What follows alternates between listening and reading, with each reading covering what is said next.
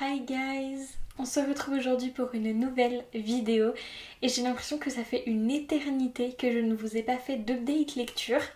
Donc on va commencer tout de suite. Il y a deux petites lectures que vous avez déjà vu passer dans mon top 5 de l'année 2020. Voilà, donc si vous ne l'avez pas vu, je vous invite à aller le voir. C'est vraiment la crème de la crème, les 5 meilleurs livres que j'ai lus en 2020. Donc voilà, j'ai beaucoup aimé tourner cette vidéo. C'est vrai que chaque année c'est une vidéo que j'attends avec impatience. Mais j'avais vraiment hâte de vous refaire des updates lecture parce que pour le coup on peut vraiment débriefer à propos de tout ce que j'ai lu. Donc voilà, je trouve ça très intéressant. J'ai 5 livres à vous présenter, 5 bons livres. Il n'y en a pas un seul que j'ai pas aimé ou où j'ai été déçue. Que voilà, vous avez 5 bonnes idées de lecture. Donc on va commencer tout de suite. Le premier livre que j'aimerais vous présenter, c'est le tome 6 de ma saga préférée, je pense, hormis Harry Potter. C'est le tome 6 de la saga des 7 sœurs de Lucinda Riley, la fameuse. Si vous me suivez depuis un petit moment, vous voyez cette saga, si ce n'est dans toutes les vidéos, en tout cas dans quasiment toutes. Donc voilà, je suis vraiment désolée, mais j'ai lu le tome 6, puisque si vous ne le savez pas, il y a donc 7 tomes, un tome pour chaque sœur. Et le dernier tome sortira, il me semble, aux alentours de mai 2021. Donc voilà, j'ai extrêmement hâte, mais en attendant, j'ai pu me procurer le tome 6 qui s'appelle La sœur du soleil, donc de Lucinda Riley. Et ce tome-là parle donc de la dernière sœur qui a été recueillie, Electra, puisque la septième, si vous connaissez l'histoire, je vais vous refaire un petit résumé de toute façon, la septième, Mérope, n'est jamais arrivée. Ce tome 6 parle d'Electra, la dernière sœur à avoir été recueillie. Donc si vous ne connaissez pas du tout l'histoire des 7 sœurs, je vous fais un petit résumé. C'est l'histoire donc de 6 sœurs pour le coup qui ont été recueillies par un riche homme d'affaires en Suisse. Elles ont toutes les 6 été élevées dans cette grande maison avec cet homme très riche qui est vraiment considéré comme leur père. Elles ont été adoptées un petit peu comme ça aux 4 coins du monde. Elles viennent toutes d'un pays différent. Et donc dans chaque tome, on va suivre l'une des sœurs en allant de la plus âgée à la plus jeune, qui part en fait en quête de son identité, puisqu'à sa mort, leur père leur a légué à chacune une lettre avec un petit mot personnel pour les guider justement dans cette quête, un objet et les coordonnées géographiques d'où est-ce qu'il les a recueillis. C'est une série qui me tient tout particulièrement à cœur parce que c'est d'excellents romans, c'est très bien écrit, c'est très bien sourcé. Les recherches historiques sont excellentes, on entre vraiment en profondeur dans l'histoire de chaque pays. Donc voilà, c'est une série que je ne pourrais jamais assez vous recommander si vous avez envie de voyager, d'explorer des pays, de fouiller un petit peu dans des secrets de famille. Et voilà, de partir avec elles dans leur quête en fait, de savoir qui elles sont, d'où est-ce qu'elles viennent, qui est leur famille. Et je trouve ça passionnant en fait. Voilà, on lit des vieilles lettres, on fouille vraiment dans des vieux cartons poussiéreux pour trouver des documents, des choses qui les aideraient à avancer dans cette quête-là. Et donc le tome 6, comme je le disais, parle donc d'Electra. Passez un petit peu ce moment si vous ne voulez pas du tout de spoiler, je vais juste vous dire d'où est-ce qu'elle vient.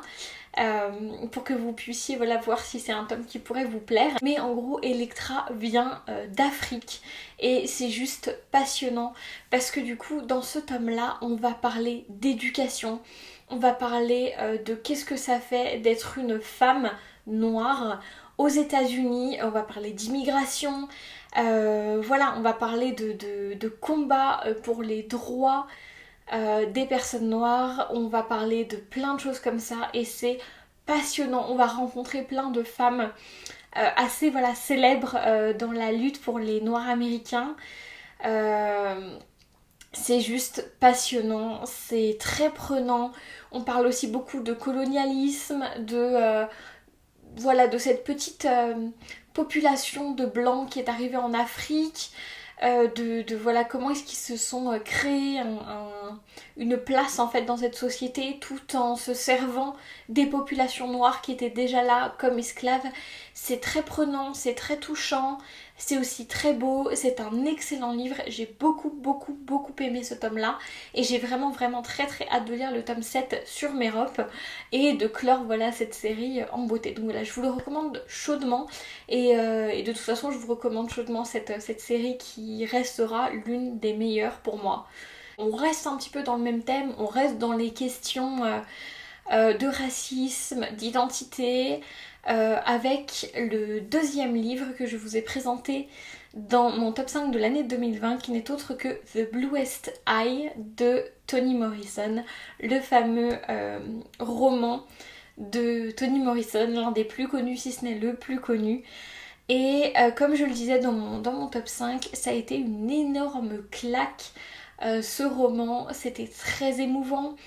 C'était aussi très dur à lire. Il y avait des moments où je devais juste fermer ma liseuse, la poser et juste souffler un coup parce que c'est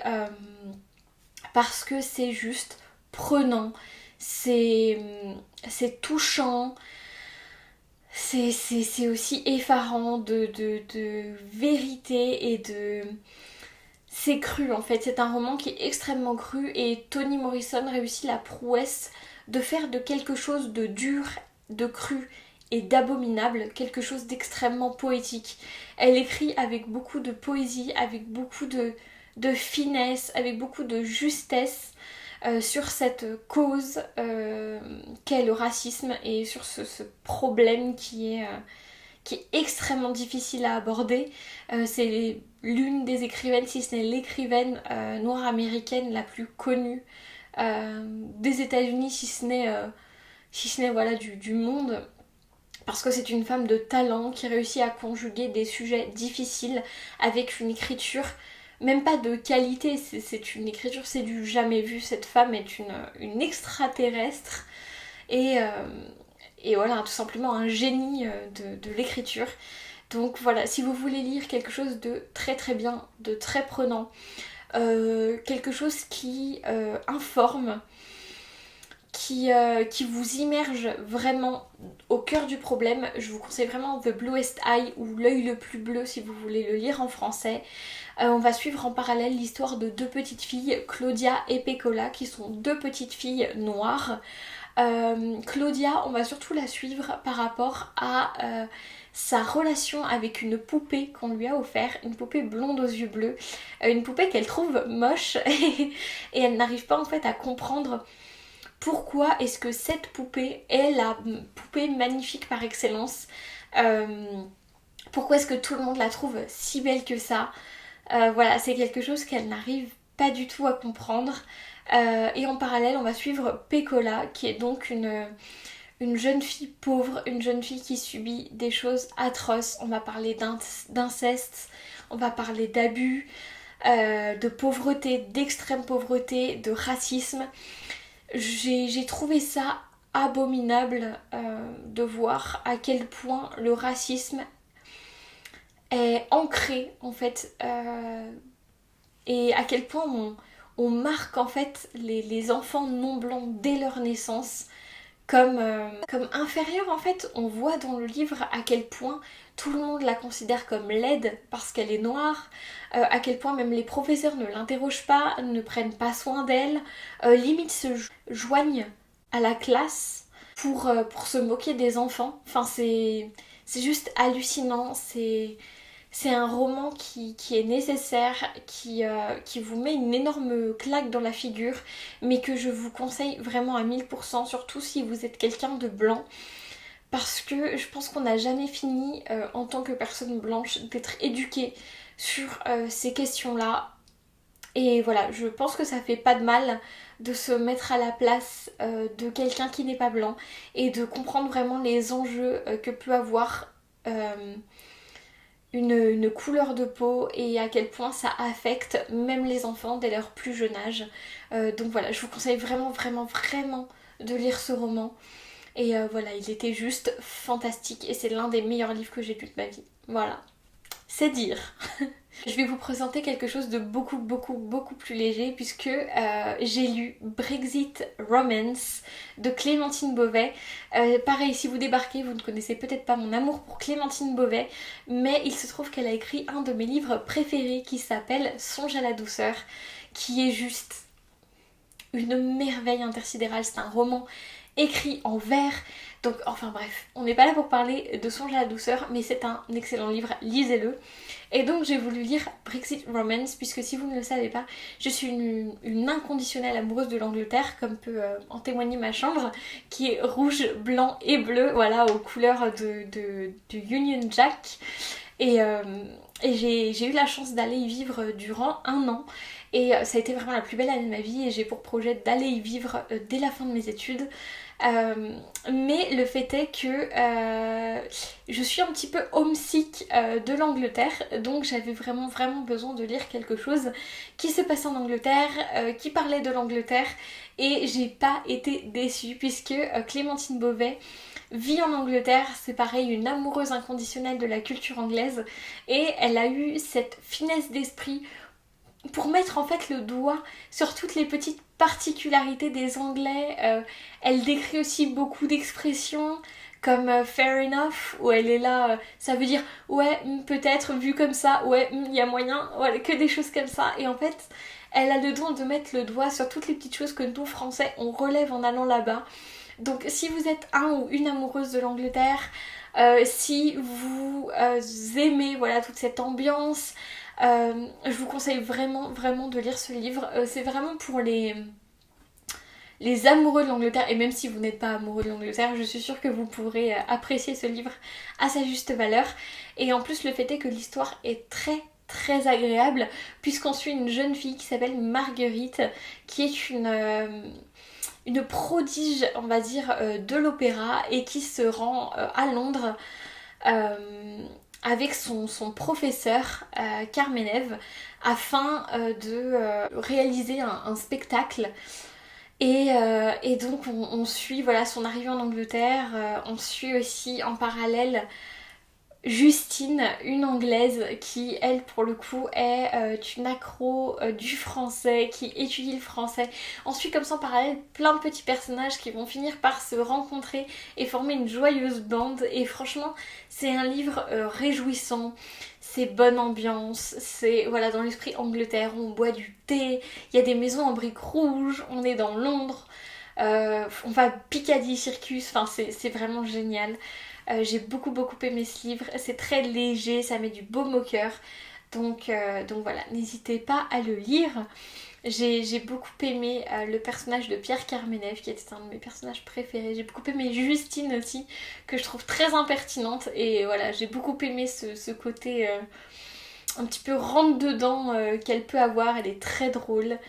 Et voilà, et en fait, vous allez tout simplement avoir affaire à Justine qui a créé sa société qui s'appelle Brexit Romance, où en fait elle est en charge de créer des mariages blancs entre Français et Britanniques pour que les Britanniques puissent bénéficier d'un passeport européen, puisque vous n'êtes pas sans savoir qu'à cause du Brexit, les Anglais et en tout cas les habitants du Royaume-Uni perdent leur passeport européen. Et en fait, Brexit Romance, c'est donc une petite entreprise qui lutte contre les effets du Brexit, et notamment la perte de ce passeport-là qui empêche les Britanniques donc de voyager comme ils le souhaitent. En Europe. Du coup j'ai trouvé ça très intéressant parce qu'on va vraiment mettre plein la gueule au Brexit et à tous les effets négatifs qu'il a. Voilà, c'est vraiment une bande de jeunes qui se mobilisent contre ce truc là qui est assez injuste, et pour réconcilier voilà, les Français et les Anglais sous forme de mariage blanc pour obtenir donc les papiers. Voilà, ça permet aux Français en fait amoureux voilà, de la culture anglaise de pouvoir rendre service à leurs amis, et aux Anglais de bénéficier d'un passeport. Donc voilà, je vous conseille vraiment de lire ce livre. Je l'ai vraiment adoré, j'ai passé un super moment avec les personnages, ils étaient très agréables, et voilà, je m'y suis beaucoup attachée. Ensuite, en avant-dernier, je vais vous présenter un livre que j'avais envie de lire depuis très longtemps. J'ai lu donc le premier tome de Game of Thrones de George Martin et j'ai vraiment adoré. J'ai adoré, moi qui suis une fan de la série, une fan inconditionnelle de la série. Ça faisait super longtemps que je voulais enfin m'attaquer au livre. Et vraiment, en fait, je sais même pas comment vous dire à quel point j'ai adoré le livre parce que il y a plein de nuances qu'on n'a pas dans la série et j'ai vraiment trouvé ça excellentissime. Du coup, je vais continuer la série jusqu'à ce que j'ai tout fini. Donc voilà, ça va m'occuper un moment avec 15 tomes, mais vraiment j'ai adoré, je l'ai lu en lecture commune avec mon copain on fait régulièrement ça, on fait des lectures communes et donc là on avait choisi de lire Game of Thrones et même lui a adoré, c'est excellentissime. À chaque fois on se faisait la réflexion de purée mais c'est génial parce que ça dans la série c'est pas comme ça, du coup lui on croit dès le début qu'il est méchant et on voit moins le retournement arriver en fait comme Jamie. Je trouve que dès le début, il est beaucoup plus nuancé que ce qui est montré dans la série et du coup le retournement de sa personnalité, je pense, arrivera de manière plus fluide dans les livres. En tout cas, je vous recommande vraiment, vraiment de vous attaquer au Game of Thrones si vous avez aimé la série. Ou juste si vous êtes curieux voilà, de vous attaquer à l'univers et que vous souhaitez peut-être commencer par les livres, et ben faites-le parce que j'ai vraiment passé un excellent moment et j'ai vraiment vraiment hâte de lire les autres parce que c'est vraiment vraiment très différent. Pareil pour Khal Drogo, il est toujours évidemment atroce au début, mais beaucoup moins, c'est beaucoup plus nuancé et je trouve que ça vaut vraiment vraiment vraiment la peine de se pencher sur les livres. Ensuite, dernier livre de cette update lecture interminable, c'est le deuxième livre que je vous ai présenté dans le top 5 de l'année 2020. Il s'agit de l'essai Sorcière, la grande chasse de Ludovic Viaillet. Encore une fois, je ne sais pas si son nom de famille se prononce comme ça, donc je suis vraiment désolée si je l'écorche. Mais voilà, il s'agit d'un essai sur la chasse aux sorcières. Et vraiment c'est un essai qui est assez historique. Je le comparais avec Sorcière de Mona Chollet qui est beaucoup plus un essai je dirais qui tourne un petit peu vers le politique et la sociologie dans le sens où on étudie l'impact de la chasse aux sorcières sur notre monde moderne et comment est-ce qu'elle a contribué à bâtir en fait ce monde moderne, en particulier la relation en fait de notre société vis-à-vis des femmes, alors que là chez Ludovic Viaillet on est beaucoup plus sur un récit historique de la chasse aux sorcières, sur comment est-ce que ça s'est déroulé, comment ça a commencé, quand, où ça, c'est vraiment très très très appuyé sur les éléments historiques et sur les détails en fait de cette chasse là. Il parle notamment, comme je vous l'avais dit dans ma précédente vidéo, de l'époque pendant laquelle ça s'est passé, qu'on attribue souvent au Moyen-Âge alors qu'en fait ça a eu lieu durant la Renaissance. Il parle aussi de la politique de l'aveu, du rôle qu'a joué voilà, cette politique et la torture dans la chasse aux sorcières. Il parle aussi de la figure de la sainte, comment est-ce qu'on est passé de la figure de la sainte à la figure de la sorcière. Il parle aussi voilà, de l'aspect sexiste donc de la chasse aux sorcières puisque la plupart des personnes exécutées, l'écrasante même majorité des personnes exécutées étaient évidemment des femmes. Voilà, il parle de plein de choses comme ça, du rôle de l'Inquisition qui n'a pas eu un si grand rôle que ça et comment en fait c'est plus les tribunaux laïques et l'église en fait classique qui ont eu ces comportements totalement scandaleux et beaucoup moins l'Inquisition. Voilà, il parle de plein de choses comme ça et je trouve que c'est extrêmement intéressant si vous êtes intéressé par les fondements de la chasse aux sorcières, de comment ça a été un petit peu le début du fondement voilà, patriarcal de la société, si vous êtes intéressé par la vision de la femme, je trouve que ce genre de livre vous renseigne extrêmement bien sur les débuts en fait de l'image de la femme dans notre société puisque voilà ça explique plein de comportements, plein de mythes, plein de choses comme ça qu'on a encore en fait aujourd'hui. Donc voilà, je trouve que c'est un très très très bon essai, il est assez court, ça se lit très très bien. Encore une fois, si vous êtes intéressé par la chasse aux sorcières, je vous conseille à 1000% de commencer par le livre de Mona Chollet et ensuite celui-ci qui est un petit peu plus difficile à lire. et peut-être un petit peu plus rébarbatif, sachant que c'est un essai historique et non pas quelque chose d'un peu plus ancré dans notre modernité comme l'est celui de Mona Chollet. Donc voilà, écoutez, c'est déjà tout pour cette update lecture. J'espère que ça vous aura plu. Un update lecture, une fois de plus, très éclectique. Donc j'espère que vous aurez trouvé votre bonheur, que ça vous aura peut-être donné envie de lire ou voilà, d'acquérir un de ces 5 livres. Et en tout cas, comme d'habitude, je vous encourage vivement à lire. Prenez soin de vous et je vous fais de gros bisous. À la prochaine. Ciao.